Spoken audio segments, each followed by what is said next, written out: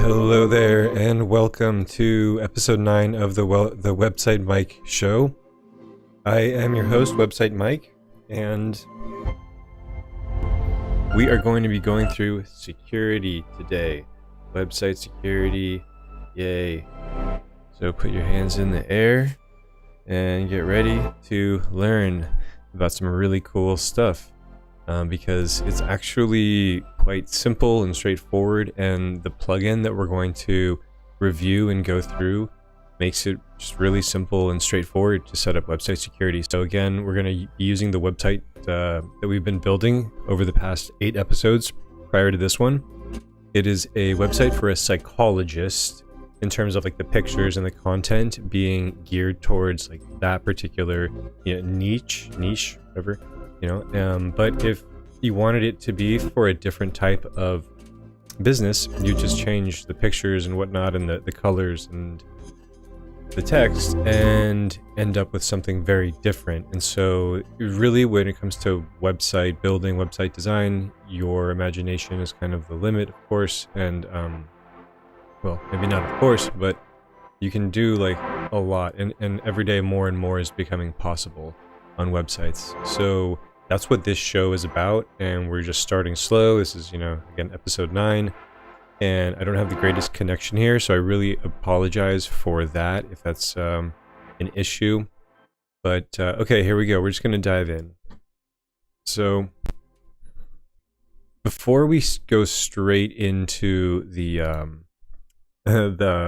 psychology website, I just want to bring this up really quickly. If you are a psychologist or a psychology office, I do now offer on websitemike.com, you can get, I can set you up with a virtual office space. So just let me know about that by booking a tour, and be happy to show you how that all works. You can meet with clients there. It's a bit different than a Zoom. It's really cool actually. So here is the page that we want to set up security for. So the way you do that is you go to whatever the .com is. This is just a temporary holding URL up here, but put in yours.com, but then put at the end of it /WP-admin. Stands for WordPress-admin. And that will log you in to the back end. It'll initially drop in on the dashboard here. But then what I did is I came down and I clicked on plugins. Okay, so the dashboard is the initial login. It looks like this. It can look different actually than yours, but what you need to do is scroll down and click on plugins. Now, once you're on plugins, you want to go ahead and either click on add new up near the top of the page, or you can click on add new over on the left-hand menu down underneath plugins. I'll just click on it here. And that brings you to the WordPress plugin repository, or like call it the WordPress App Store is another way to think about it. And we want to search for iThemes Security. This is the plugin we're going to be using. There's many out there. WordFence is another one. A lot of times iThemes and WordFence are compared. If you look online at different blog posts, I was looking at some of those earlier. I'm not going to like spend any time going through that kind of content on this. This is more of a tutorial type of stream, but I highly recommend you just take the time to 15 minutes, and you'll learn. You'll save yourself hours of time. So with iThemes Security, this plugin, you can see it's well rated. It's got a lot of installations. It's updated regularly. So those are some of the telltale signs as to whether or not you want to actually install and activate a plugin on your website. If any of those are not looking good, I wouldn't recommend messing with it. Now we can see here with WooCommerce, what's cool is there's this new version of WooCommerce available. So what I'm going to do is just click on update now. I'm just going to go ahead and just update it in real time. And to save myself from having to do that in the future, I'm just going to click on the enable auto updates on the right hand side and just click on enable auto updates wherever I can on this column, in this column. Okay, so now here we can see iThemes Security plugin has been installed.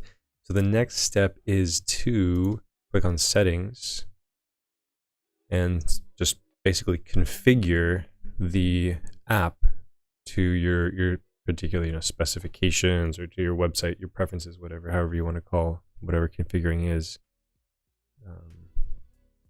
Okay, that didn't make very much sense, but here we go. Okay, security check. Some features and settings are recommended for every site to run. This tool will ensure that your site is using these recommendations. When the button below is clicked, the following modules will be enabled and configured.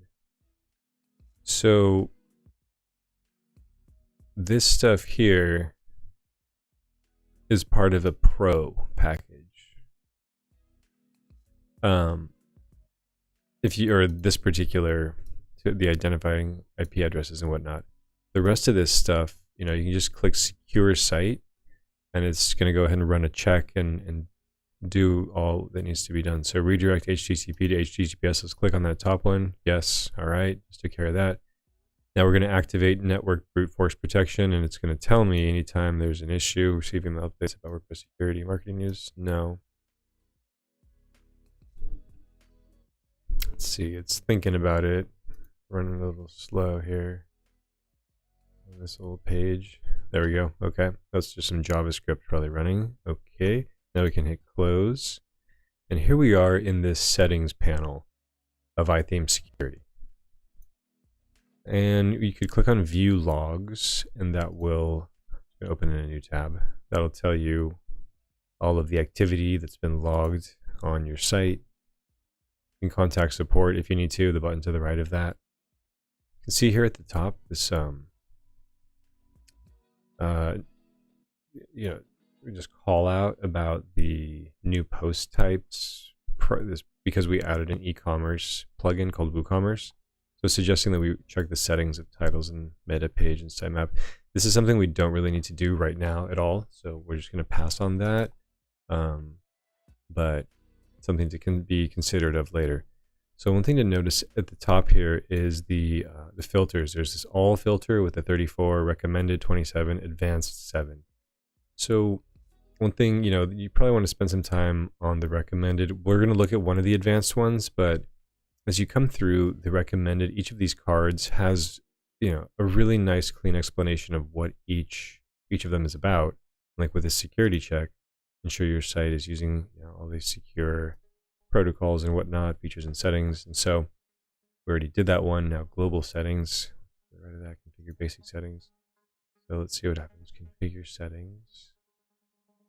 Okay, so user lockout message. If you wanted to say something else, you could do that. Here you can set different thresholds again on login attempts, and this is going to help to reduce brute force attacks. And most of this stuff is going to be good to go. Like, okay, 404 detection, automatically block users snooping around for pages to exploit. Interesting. Okay. Let's learn a little more. So 404 detection looks at a user who's hitting a large number of non-existent pages and getting a large number of 404 errors. So what it presumes is going on is this person's just sniffing around, searching, just trying all sorts of pages out. And so if a particular person is getting all these 404 page not found because they're searching for all these pages that don't exist, in the chance and the off chance that they find one that has a vulnerability they can exploit, then it'll ban this person. And so let's enable that, and it'll permanently ban number of lockouts. So again, this is stuff we can configure. And okay, cool. So that's good. We'll hit save settings in the bottom left. Great. So that's how we set up. We just protected ourselves from someone trying to do that type of 404 scanning. Away mode, disable access to the WordPress dashboard on a schedule. Interesting. So this would, mean that it's completely impossible for anybody to log in during a certain time period, like when you're not watching it. Let's say you're not involved, so you couldn't catch anything, like while you're sleeping. So instead of you waking up to an issue, this could help with that. So let's again click Learn More. As most sites are only updated at certain times of day, it's not always considered private access. Blah blah blah. Yeah, just like we talked about. Option below, disable access during specified periods. So let's click Enable. So, okay, start and end time. So between 1 and 6 a.m., just no access. So we'll just hit Save Settings. Great. file change detection. All right, so the rest of these cards aren't really that important that we go through right now, but I think it is important that you personally go through them yourselves later, because this could go on for a while, and look at the ones that look maybe particularly interesting or important to you, and you know, dive into those. The one advanced card or functional module I would like to show you involves changing the way you actually log in to the website. And right now, let's see, we're having some issues.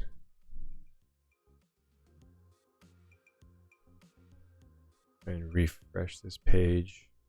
I'm trying to get to the advanced tab.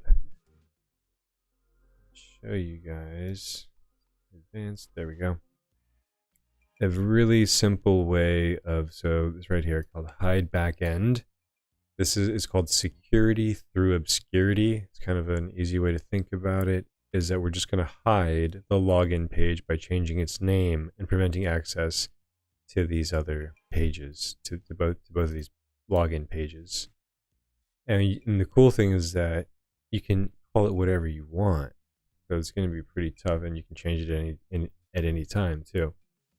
So instead of WP login, you know, sometimes like I'll try and come up with something crazy, just like, you know, like mad scientist entrance, right? Like something off the wall, very unlikely to be guessed. And so now that that's in play, if someone tries to go to that regular /WP-admin login page, they'll essentially get a 404 error, like the page isn't found, and it'll just look like, yeah, okay, fine, it's not a WordPress page. There are other ways to find out and figure out if it is a WordPress page. Don't get me wrong about that, but it's just the security through obscurity is just a very simple way to, you know, again, provide a very superficial level of security, but a semi-effective one. Let's call it semi-effective. Okay, so that'll be it really for this stream, because I don't want to go spend a ton of time going through security stuff in detail, because those types of videos already exist out there. There are plenty of tutorials and online universities, like at iTheme Security website. You could probably find plenty of videos, and like I said, potentially even some kind of university or set of courses that you could take from them and really get like a deep dive on each of the cards and all you know, the best practices for iTheme security configuration. Other than that, when it comes to security, you really need to be wary of your password that you use, and use something like, I use a program over here in the top right. You can see it's called LastPass, and this basically has all of my passwords in it, and it's very effective. It actually has some really cool functionality where you can send somebody a password and like give them access just for 24 hours to use it. It's like some really, and if they don't open it and use it, then they won't be able to access it like 2 or 3 days from then. You know, so just gives you a level of control, and it's very easy to like revoke access. It's kind of hard to explain, but if you work with like virtual assistants overseas, LastPass is kind of a must. It's really helpful. You're going to be sharing like your clients' passwords with your virtual assistants overseas, and you're going to be trying to do that as securely as possible, especially in consideration of the future when you may need to revoke access in some way. So LastPass gives you a level of control there. Okay, and the other thing is that it has an app. It has a phone app, so it's easy to enter new passwords like as you make them through your phone, if that's easier than coming to the laptop and doing it that way. But yeah, other than that, I think that'll do it for this live stream. I hope everybody is having a great Friday and has a great weekend as well. I'm actually still figuring out how to end these streams well in terms of timing, because when I watch myself on YouTube's live stream, there's a delay. So if I end it there early without letting that delay play all the way through, then that's it. So I'm going to wave goodbye, and that's how I'll know when to end the stream. All right, have a good one.